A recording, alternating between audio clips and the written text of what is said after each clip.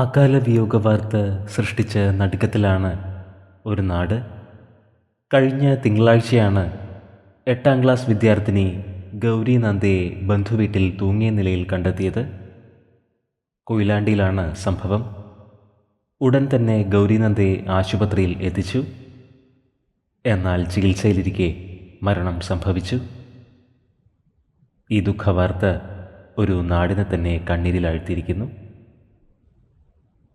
Koyilandy customs road Beena നിവാസിൽ Kamal ബാബുവിൻ്റെ മകളാണ് ഗൗരി നന്ദ. 13 വയസ്സായിരുന്നു. അപ്രതീക്ഷിത വേർപാട് വലിയ നടുക്കമാണ് സൃഷ്ടിച്ചിരിക്കുന്നത്. നിരവധി പേരാണ് പ്രണാമം അർപ്പിച്ച് സോഷ്യൽ മീഡിയയിൽ എത്തുന്നത്. ഗൗരി നന്ദയ്ക്ക് ആദരാഞ്ജലികൾ.